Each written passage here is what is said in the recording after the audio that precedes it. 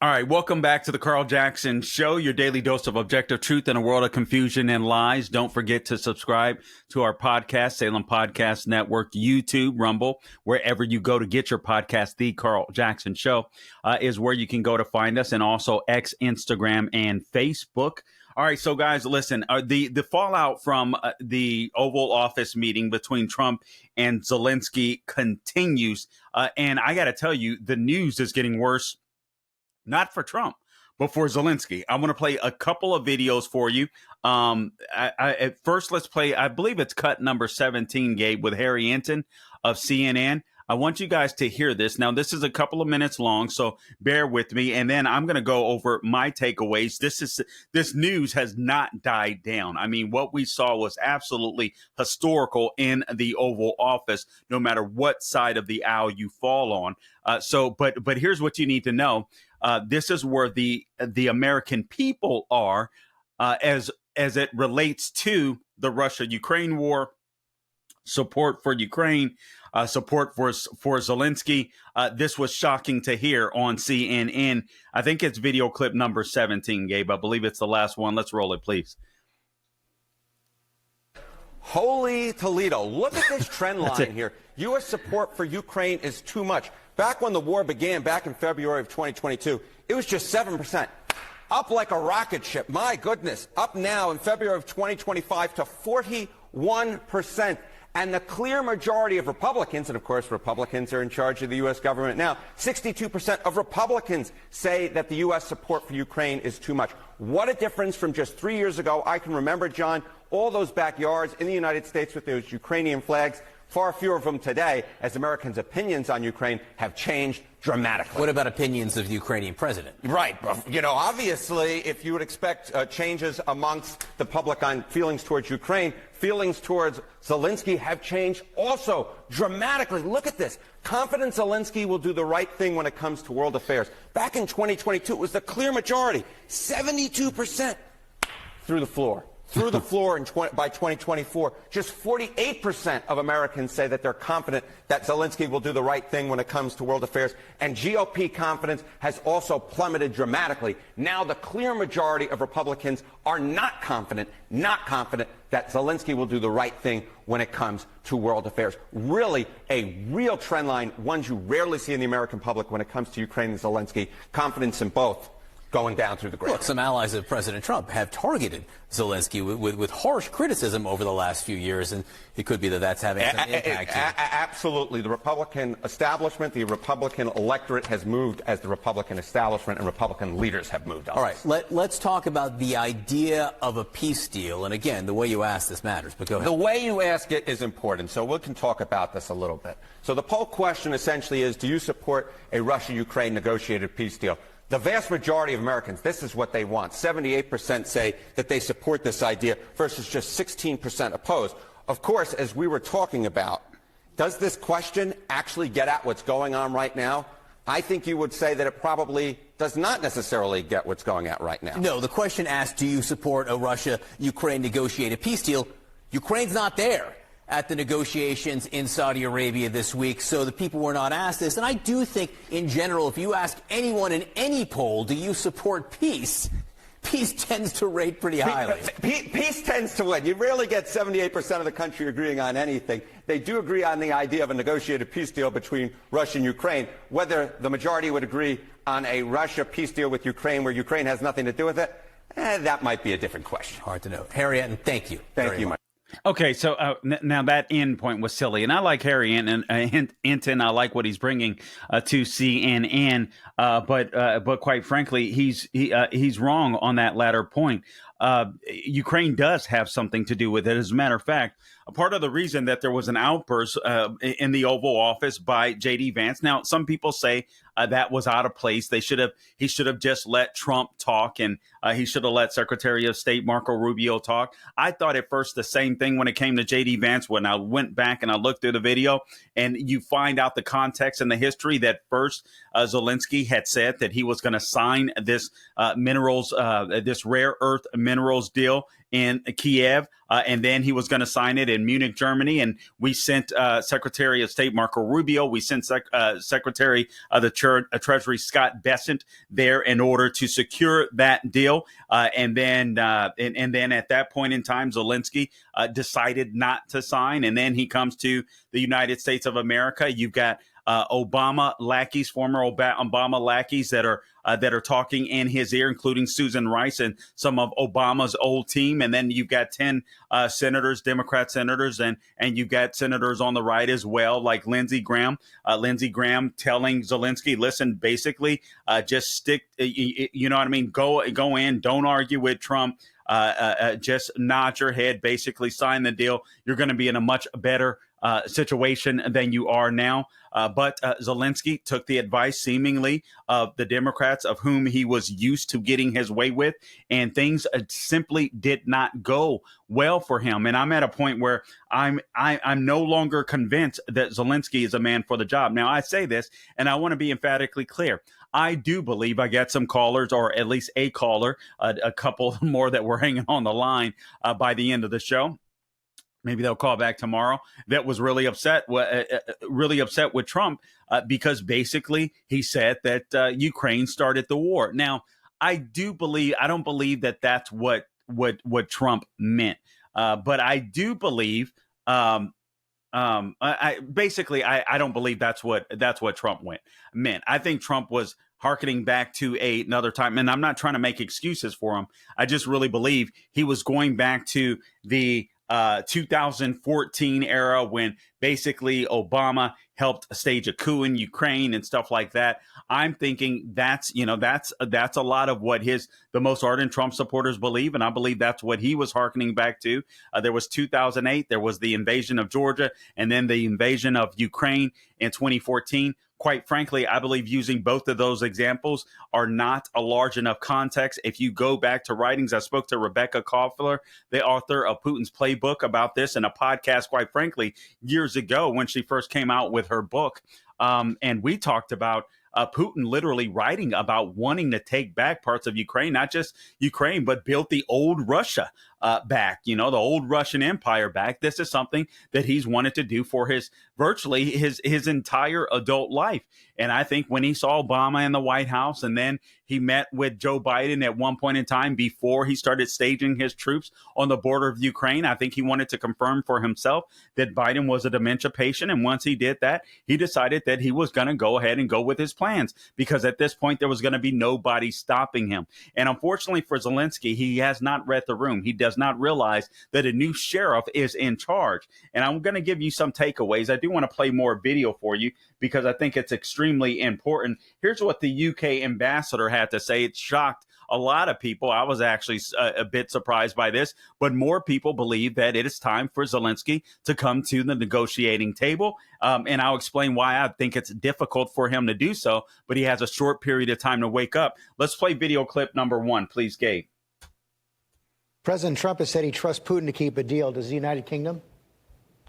Well, that remains to be seen. But one thing I know of is whatever we might think of President Putin, and we are very, very clear in our commitment to Ukraine and its future in this situation, we have to give peace a chance. We have to to create the circumstances in which enough pressure is brought on Putin, on Russia, to bring them, to coax them, to force them to the negotiating table. And then we will see the true color of their intentions and what they're prepared to agree and to stand by. But if it goes wrong, we must be there on Ukraine's side, continuing to arm them, to make sure that they have the capacity to withstand any further Russian attack, with ourselves lining up behind them in that eventuality.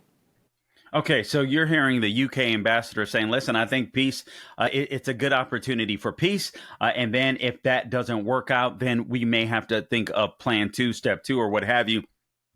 Guys, let me bring you several points that I want to make, and then I'll come back and expound on those points. But first off, and I've shared this before. This is what you have to understand about Volodymyr Zelensky. And this is why I think in part he misinterpreted the Oval Office meeting. He forgot that the people that he used to be able to succor are no longer in office. And I say this as a person, listen, I don't have animus towards Zelensky.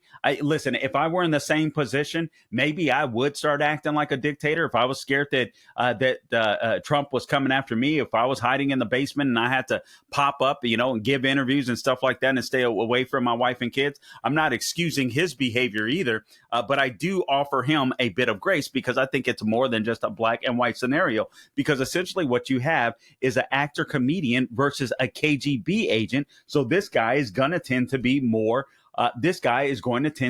emotional. I will say this as well, because there's a lot of naysayers out there that are bashing Trump. Oh, listen, Trump should be on Zelensky's side. He should make it clear. Trump is trying to remain neutral. I'm tired of all these people on the left with their self-righteous indignation blaming Trump or they're mad at Trump because of what he said about Zelensky, instead of being mad at Biden for allowing Putin to invade Ukraine. Hey guys, Carl Jackson here for MyPillow, and MyPillow is excited to announce that they're having the first ever mega sale on their overstock clearance and brand new products. For example, you can save over 50% on this season's flannel sheets. The queen size is only $59.98 and the kings are only $69.98. But they sell out fast every year, so be sure to order now. You can also save 30% on their brand new Mike crosses. They're designed in the likeness of the one that Mike has worn every day for over 20 years. They come in men's and women's styles, and they're made right here in the good U.S. of A. Get the 2025 6-piece My Towel sets for only $29.98. The initial quantities are extremely low, so get them before they or while they last. And I can't forget to mention the My Pillow. It's just $14.98. So to take advantage of the first ever mega sale, go to mypillow.com, use promo code Carl, or give them a call at 800-858-0263. 800-858-0263 is the number to call in. But wait, remember that $75, the $75 free shipping rule. So, that ship is sailed, because right now for a limited time, every order ships free. That's right. Every order ships free. MyPillow.com, promo code Carl, or give them a call at 800-858-0263. All right, guys. So listen, I'm just continuing with this point. I'm so fed up with the left. All of these people that are outraged about what Trump said. All right, Ukraine should have never started the war. And I understand why a lot of people would be upset and bothered by that. I completely get it. Again, I don't think that's the context in which Trump meant it, but he said it that way. And I can understand why people are frustrated. Again, listen, China, Russia, Iran, North Korea are completely evil. But what I am more frustrated about is the fact that we have going towards 1 million people that have been killed in this Russia-Ukraine war. So many hundreds and hundreds of thousands of Ukrainians with no plan in sight. You have Zelensky. He travels to our NATO allies. He meets with France. He meets with the leader of France. He meets with Starmer of the UK, and all they offer him is essentially about $2.8 billion in loan guarantees for some missiles, and that's all fine and swell. But the bottom line is no one's going to be able to match what America has been investing in this Russia-Ukraine war. But the problem is, as you heard from Harry Enton in the polls, Americans are past it. Whether you like it or not, Americans are past it. And Ukrainians are dying. Zelensky has no plan. There's no way that he can beat Volodymyr Zelensky unless the U.S. is going to wage a proxy war against Russia. And that is totally crazy. It is nonsensical. We don't have the money to do it. Our voters are not willing to do it.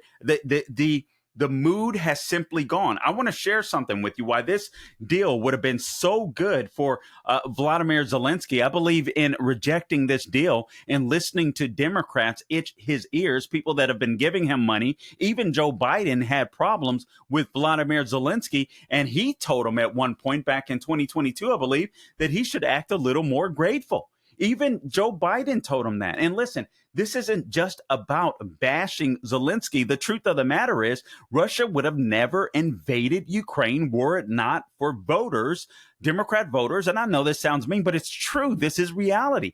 If they had not put a dementia patient in the White House today or over the weekend, we learned that a former Biden aide has now admitted, oh, yes, we were gaslighting you all along. We knew that Joe Biden had dementia. Well, thank you. We knew that too. And our name isn't Sherlock. But this is what we're dealing with. So let me tell you how I believe Zelensky messed up royally. I do believe he'll come back to the table. If not him, someone else. But if he can't get his act together, it's going to have to be someone else. But then again, I'm not sure that anyone would want to take his place. Again, just to reiterate, part of the issue with Zelensky is an actor comedian. That's not knocking him. I get frustrated when people just say, oh, even on the conservative side, oh, he's just an actor. He's just a comedian. So what? That's a trade. That's a skill. I don't knock anybody for doing legitimate work. But what he isn't is a KGB agent. Now, he may be acting like a little dictator now in Ukraine. That's neither here nor there for this particular discussion, in my opinion. I think all that matters is bringing this deal to a close and how we get there. But I do want to give you his state of mind. This explains to me why he was a little irrational, why he was willing to act the way that he did in the Oval Office, why he was willing to allow Democrats to itch his ears when they just want to use them for political purposes, because they don't want Trump to be right. And you have our NATO allies, sadly, that are willing to allow Ukrainians to die, apparently, by 1,000 a day or by the hundreds of thousands, because they don't care as long as it doesn't reach them. They rather Putin exert all of his energy trying to take Ukraine as long as he doesn't come close to their borders. And that's absolutely nonsensical. So it was good that the meeting that happened in the Oval Office and the blow up that occurred, it was important for everybody, because now Europe has to wake up as well. They're going to have to stop worrying about socialized medicine as much, or allowing so many Muslim refugees to come into their country and totally change their culture while they're out there having sex like jackrabbits and multiplying and literally trying to take over the UK. And by the way, raping, mass gang rapes in the UK by a lot of the Muslim refugees, particularly from Pakistan. It's absolutely insane. But this is why I'm so frustrated with all of this stuff. In part, again, you're dealing with Zelensky that's too emotional for the time versus a Putin that's a KGB agent, can be calm, cool, and collective. But what Zelensky has to realize is that America is no longer a gravy train. Now, this is good. This is good because this will make our allies step up. And now they're starting to step up. They're saying they're willing to spend a little more money, and they want to increase their own defense spending, but they're only willing to give Zelensky a measly $2.8 billion or whatever it was. Now, I know that's big money, but it's not big money when it comes to trying to hold back Russia. All right. And they know it. They know it. So they're going to have to start protecting their borders. Our NATO allies are. And then Trump wants to appear neutral, whether you like it or not.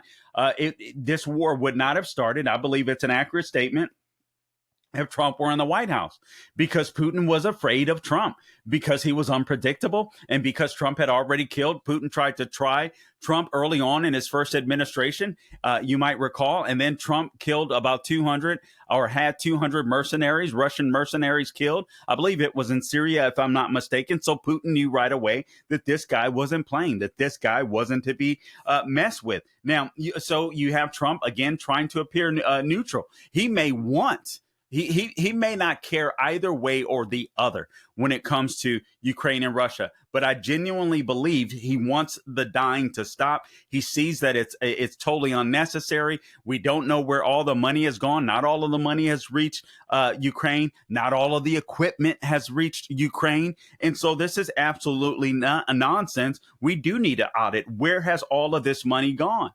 And then you have people, literally, Ukraine doesn't have enough people to continue fighting. And they've lost, in a generation. They're losing a generation of young Ukrainian men. I mean, this has got to stop. And I don't understand these people on the left. Yeah, fight for what? Keep giving them money so more Ukrainians keep dying? It doesn't. There's no plan. He's not going to be able to stop Putin. Putin, even though the war has remained stagnant, Putin has still taken over approximately 20% of Ukraine. And if he continues to wear Ukrainians out, he'll take more. So what are we doing here? And then you consider this rare earth minerals deal between the U.S. and Ukraine, and it essentially guarantees protections for Ukraine by the U.S. and NATO. Now, I've mentioned this before. Rejecting this minerals deal was the dumbest thing that Putin could have done. And this goes back to his emotions. It really does. This was the absolute dumbest thing that Putin could have done. Because essentially what he lost was protection for his own countrymen. Do you believe that if we're investing in Ukraine by dealing or digging for their natural their rare earth minerals, you think we're going to let Putin come in and just take over that? Of course not. But Trump can't say that out loud. Not when he's trying to broker a deal. I mean, this is really simple to me. So here's the opportunity. This is essentially what Zelensky rejected. He actually rejected the ability to be able to stop Putin in his tracks, to be able to enrich his own country with some good jobs as well, but also what NATO is missing and what Zelensky is missing is to stop the threat of China. Right now, think about this, because this is something no one is talking about. Rare earth minerals. Where do we go? These global war, the Green New Scam. Where do people go?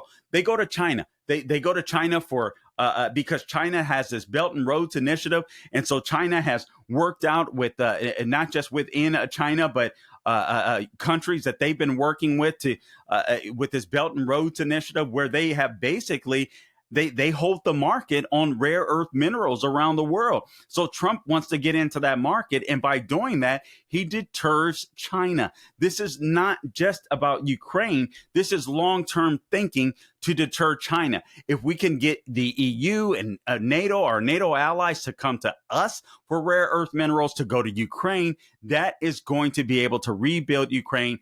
That is going to put China on their heels as well as Vladimir Putin. So this is what was missed out on. Right now, China is just dominating the world, and they're doing it without firing a shot. So all types of opportunities have been missed just by Vladimir Zelensky rejecting that rare earth minerals deal. He should have went ahead and signed that deal. That would have meant that then Trump would go back and said, Vladimir Putin, this territory is ours. This is what we negotiated with Ukraine. You're going to have to pull back some. We're going to give you a little bit of a win. You're going to take some land, because Ukraine is not going to be able to reclaim that land. That isn't happening, guys. Not unless there's an all-out war. And nobody wants that. Nobody is ready for that. Nobody has the appetite for that. You got to consider that. This was the best case scenario for Vladimir Zelensky, for the Ukrainian people, to stop the Russian threat, to stop the China threat, and then to get our NATO allies to start buying rare earth minerals from us and Ukraine and not going to China. I want you guys to hear what Secretary of State Marco Rubio had to say to George Stephanopoulos when he appeared on his program over the weekend. Cut number 2, por favor, Gabe. Here is figure out whether a peace is possible. All these other things that people keep bringing up, that'll have to be a part of a negotiation. Right now, there is no negotiation. Shouldn't we at least try to see if there is a way to end this war in a way that's acceptable to both sides and is enduring and sustainable? How is that a bad thing? I really am puzzled why anyone thinks that trying to be a peacemaker is a bad thing. It's only a bad thing when it's Donald Trump trying to do it. When it's President Trump, it's absurd to me. Well, even some of your Republican allies are puzzled by the steps that President Trump has taken to placate Vladimir Putin. I want to bring up a post that Lisa Murkowski. Well, which ones? What steps has the president taken to placate? Let me show you what. Lisa are we arming the Russians? Are we providing economic assistance to the Russians? Have we given the Russians $180 billion? Please let me ask you the question. This is Lisa Murkowski, and here's what she says. This week started with administration officials refusing to acknowledge that Russia started the war in Ukraine. It ends with a tense and shocking conversation in the Oval Office and whispers from the White House that they may try to end all U.S. support for Ukraine. I know foreign policy is not for the faint of heart, but right now I am sick to my stomach as the administration appears to be walking away from our allies and embracing Putin, a threat to democracy and U.S. values around the world. Those are not my words. That's Senator Lisa Murkowski. What's your response? Well, yeah, we're a free country. People have a right to these opinions. I would just say to you, what have we done to placate the Russians? The only thing we've done is say, are you guys willing to talk about peace? I say the same point. We're not giving that. We haven't given. You voted with North Korea and Russia and you voted with North Korea and Russia and Belarus in the United Nations and against our Western allies. No, let me tell you. All right. So do you know what the United Nations resolution was? I'll tell you if you want to hear what it was. It basically said this has been a horrible war. It's time for it to end. The job of the UN is to bring about peace in the world. I thought that's what the UN was created to do, to stop wars and to prevent them. And that's what the resolution did. Was it antagonistic towards the Russians? No.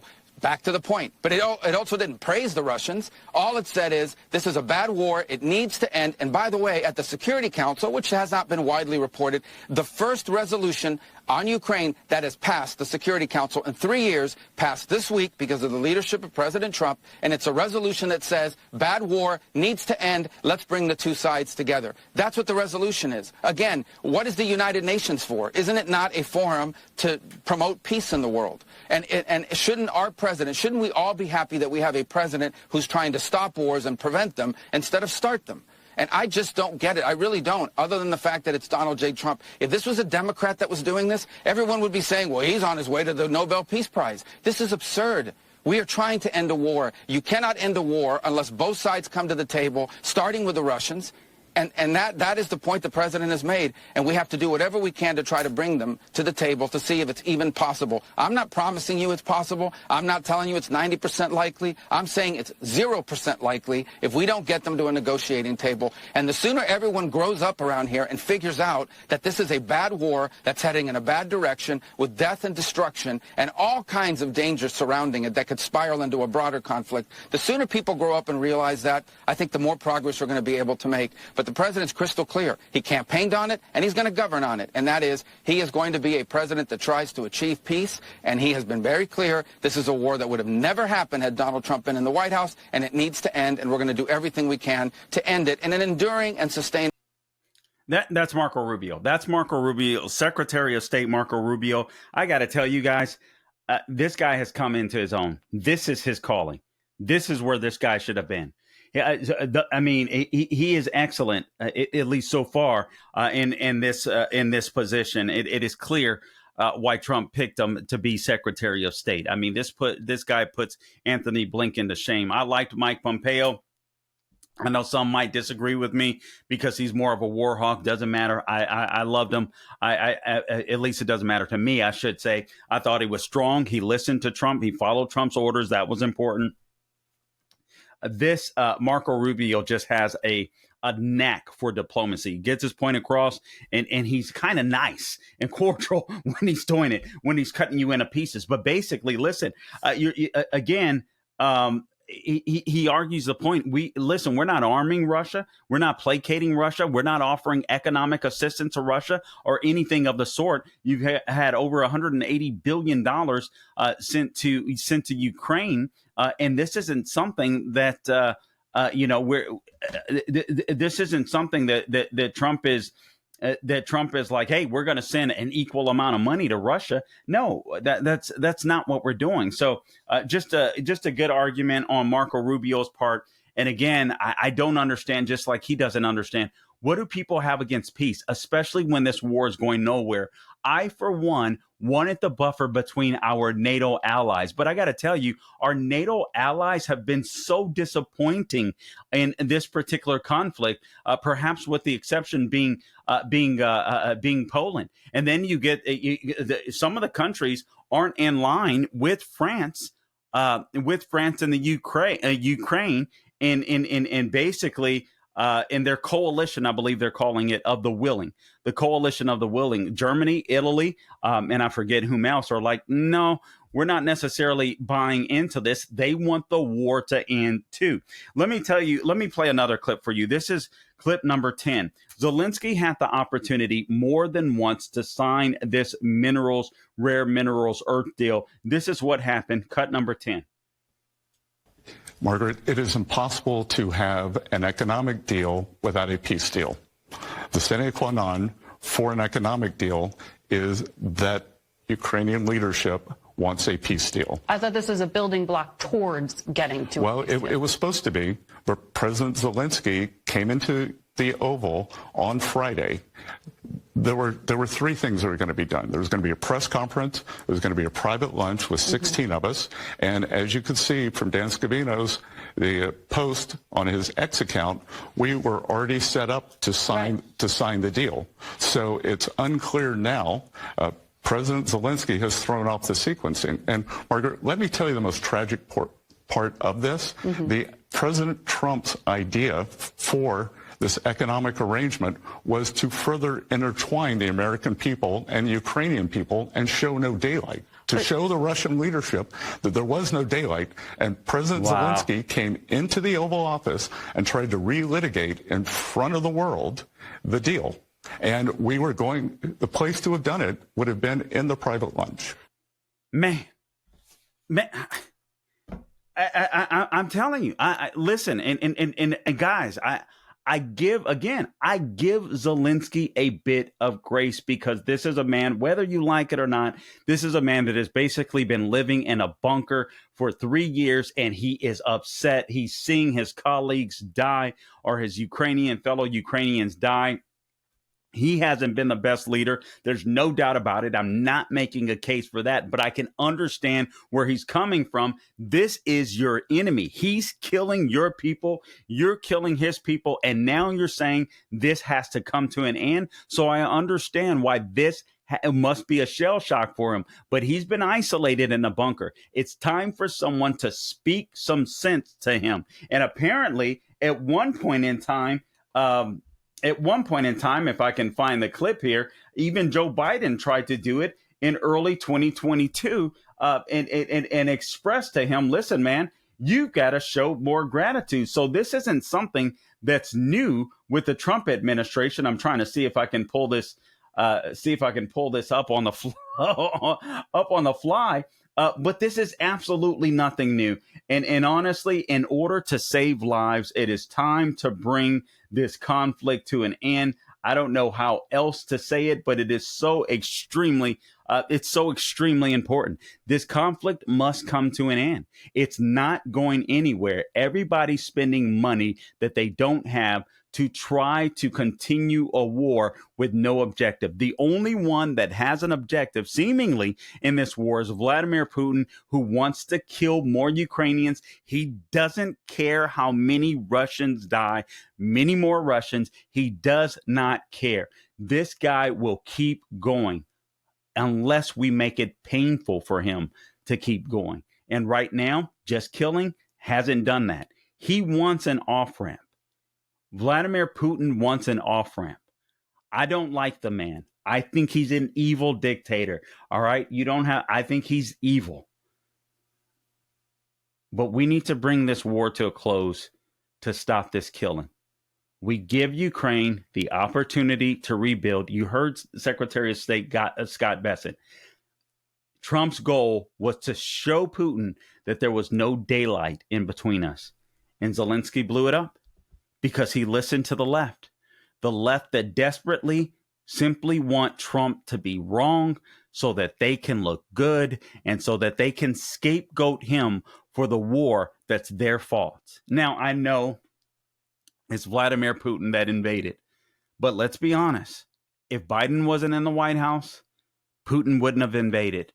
We wouldn't have seen the Afghanistan debacle. We wouldn't have seen the spy balloons flying over our heads during Biden's administration. Biden has been a foreign policy disaster. He was an economic disaster. And sadly, many Ukrainians have paid the price. Guys, let's stop this. We don't need more Ukrainians to pay the price for a war that's going nowhere.